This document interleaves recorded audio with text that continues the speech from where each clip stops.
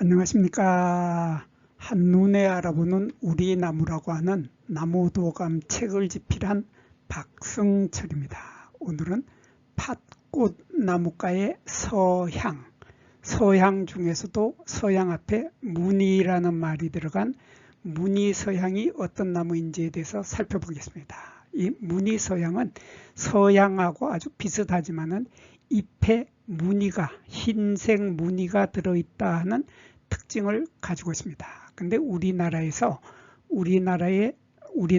이 서향 종류들은 백서향하고 아무것도 붙지 않는 서향하고 앞에 아무것도 붙지 않는 서향하고 그리고 이렇게 무늬서향하고 세 종류가 살고 있는데, 우리가 원예종으로 가장 많이 만날 수 있는 것이 바로 이 무늬서향입니다. 그래서 오늘은 가장 흔하게 만나게 되는 무늬서향, 이 무늬서향이 어떤 나무인지에 대해서 살펴보도록 하겠습니다.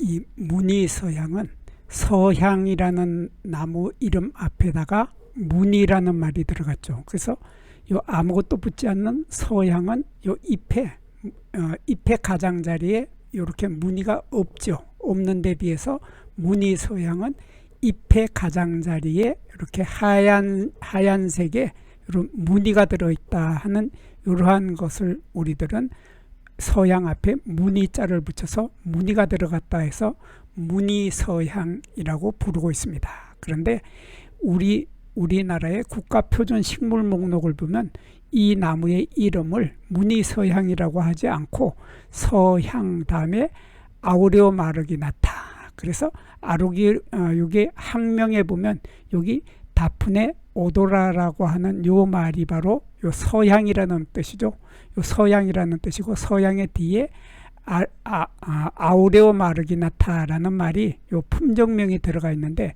요 품종명을 살려가지고 국가표준식물 목록에서는 학명 그대로 서향 아우레오 마르기나타라고 이름을 붙여주었습니다. 이름을 붙여주었는데, 저는 이 이름이 너무 길고 어려워서 외우기가 어려워서 그냥 무늬서향이라는 이름을 쓰기로 하였습니다. 근데 보통 사람들도 다 무늬서향이라고 씁니다. 이름이 이렇게 길면은 아무도 외우려고 하지 않기 때문에 저도 이 이름 포기해 버렸습니다. 포기하고 그냥 무늬서향이라고 하는데, 이 꽃의 모습을 보면 꽃이 2월 달에서 3월 달에 보통 피게 되는데, 보통 개나리가 4월 초에 피고 진달래도 4월 초에 피죠. 거기에 비해서 진달래나 개나리보다가도 훨씬 더 빨리 피는 것이 바로 이 서향 종류들이죠. 그래서 이 서향 종류들은 꽃이 피었을 때 그 꽃의 향기가 아주 멀리까지 번져나간다. 그래서 이 서향 종류들을 우리들은 천리향이라고 합니다. 천리향이라고 하는 이름으로 꽃집에서 많이 팔리고 있는 이름이 바로 천리향인데, 이 천리향의 향기는 아주 멀리까지 퍼지면서 은은한 향기가 아주 감미롭죠. 그런 감미로운 향기가 멀리까지 퍼져나간다 하는 이러한 나무가 바로 무늬서향입니다. 근데 무늬서향은 백서향하고 달리 꽃이 필 때 보면 이 꽃봉오리가 빨간색이죠. 꽃봉오리가 자주색이 들어간 빨간색인데, 여기 꽃이 피는 모습을 보면 여기가 바로 줄기의 끝입니다. 줄기의 끝 부분에서 이렇게 꽃들이 이렇게 달리는데, 잘 보면 여기 지금 요거 두 개는 꽃이 이미 피었다가 져버리고 떨어진 상태입니다. 떨어진 상태고, 여기 뒤에는 아직도 요 세 개의 꽃이 남아있는 것이 보이는데, 여기에 짧은 꽃자루가 보이죠. 이렇게 짧은 꽃자루가 달려있고, 요것도 짧은 꽃자루만 지금 남아있는데, 이렇게 짧은 꽃자루가 머리 꽃자루에 달린다. 그래서 한자로는 두상화사라고 하는데, 사람의 머리처럼 가지의 끝부분에서 머리카락이 나오는 것처럼 그렇게 여러 갈래의 작은 꽃자루들이 달린다 해서 이러한 꽃자루를 머리 꽃자루라고 합니다. 그리고 이렇게 꽃이 핀 모습을 보면은, 꽃 하나는 보면은 꽃잎이 없습니다. 꽃잎이 없고 꽃 꽃받침 조각만 봅니다. 꽃받침만 보이는데 여기에서 여기까지, 그러니까 여기 요 부분까지를, 여기서 이렇게 요 부분까지를 우리는 꽃받침 통이라고 하죠. 꽃받침 통이라고 하고, 여기 이렇게 갈라진 부분, 요 꽃받침 통의 위쪽으로 가면은 이렇게 꽃받침 통의 끝에서 이렇게 네 갈래로 꽃받침 통이 갈라집니다. 이러한 꽃받침 통이 네 갈래로 갈라지는 요 네 개를 우리는 꽃받침 갈래 조각이라고 하는데, 갈래 조각이 네 개다, 그런 뜻입니다. 갈래 조각이 네 개인데 꽃의 색깔은 우리가 어제 배웠던 서양하고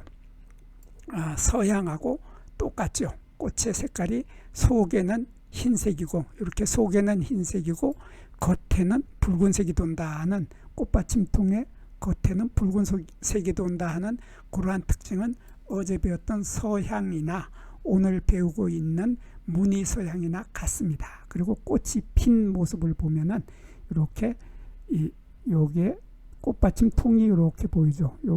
여기에서 여기까지가 꽃받침 통인데, 꽃받침 통의 안쪽에 보면 이렇게 수술대가 이렇게 올라오죠.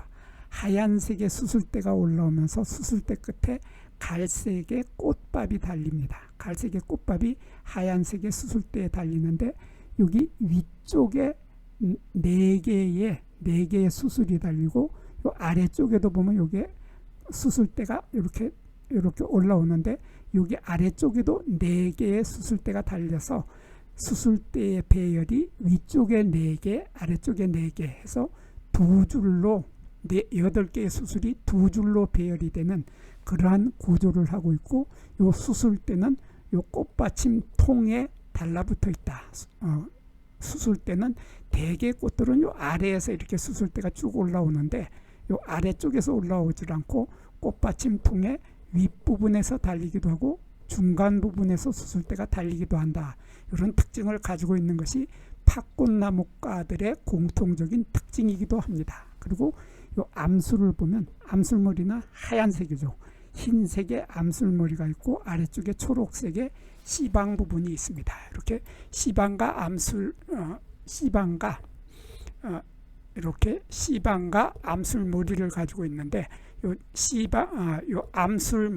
암술머리에는 요 흰색 털이 아주 촘촘하게 많다 하는 특징을 가지고 있고, 요 작은 꽃자루, 아까 설명을 했던 소화경이라고 하는 작은 꽃자루들이 이렇게 있고, 여기에 가지 끝에서 머리꽃 차례로 이렇게 달리게 되는데, 머리카락이 나오는 것처럼 이렇게 달리게 되는데, 요 작은 꽃자루에도 털을 가지고 있다 하는 특징을 가지고 있습니다.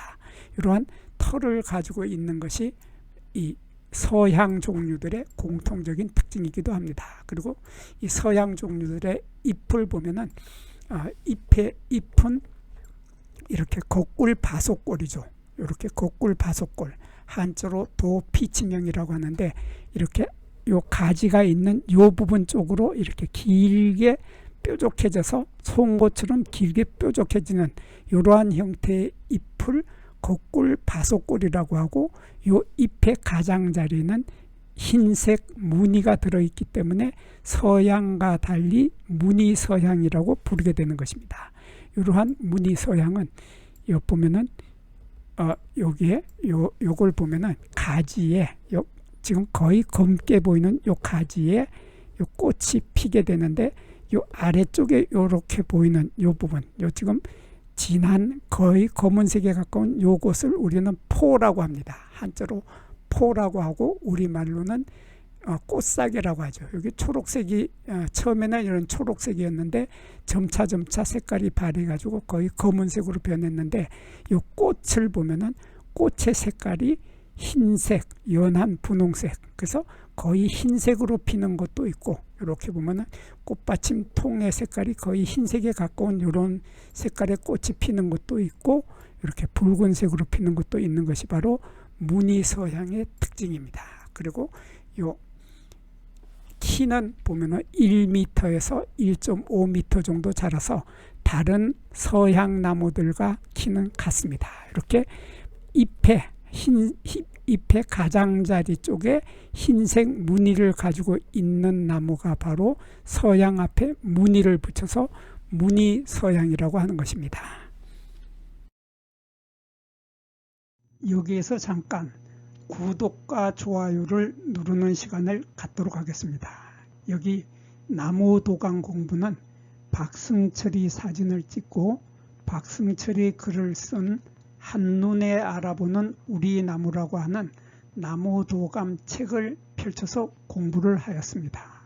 공부를 하고 난 후에 만나게 되는 나무는 바로 내 친한 친구를 만나는 것처럼 반갑고 호기심 넘치고 흥미진진한 기쁨을 가슴 가득 안겨주게 될 것입니다.